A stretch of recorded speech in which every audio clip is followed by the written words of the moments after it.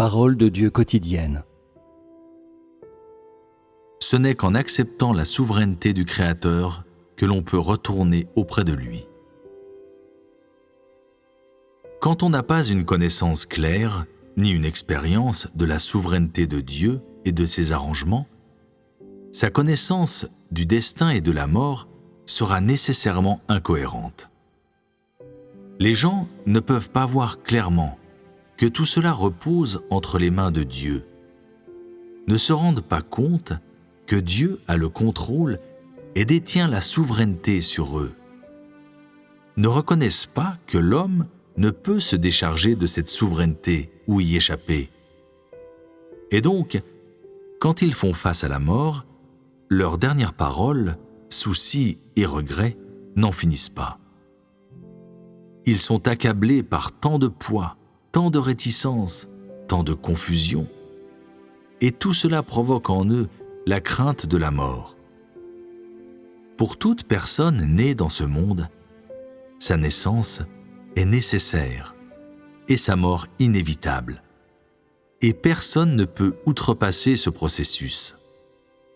Si l'on veut quitter ce monde sans douleur, si l'on veut être en mesure de faire face au passage final de la vie sans réticence ou inquiétude, la seule façon est de ne laisser aucun regret.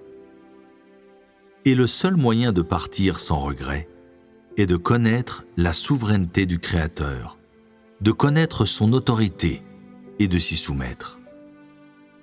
Ce n'est que de cette manière que l'on peut éviter les luttes humaines, le mal, l'esclavage de Satan. Ce n'est que de cette façon que l'on peut vivre une vie comme celle de Job, guidée et bénie par le Créateur. Une vie qui est libre et libérée. Une vie valorisante et signifiante. Une vie qui est honnête et franche. Ce n'est que de cette façon que l'on peut se soumettre, comme Job, pour être éprouvé et dépouillé par le Créateur.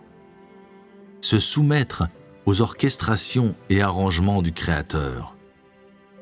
Ce n'est que de cette façon que l'on peut adorer le Créateur toute sa vie et gagner ses éloges, comme Job le fit, et entendre sa voix, le voir apparaître. Ce n'est que de cette façon que l'on peut vivre et mourir heureux, comme Job, sans douleur, sans souci, sans regret. Ce n'est que de cette façon que l'on peut vivre dans la lumière, comme Job, passer chacun des passages de sa vie dans la lumière, parachever son périple en toute douceur dans la lumière, réaliser sa mission avec succès, expérimenter, apprendre et connaître la souveraineté du Créateur en tant qu'être créé, et mourir dans la lumière, et dès lors, pour toujours, se tenir debout aux côtés du Créateur comme un être humain créé, couvert de ses éloges.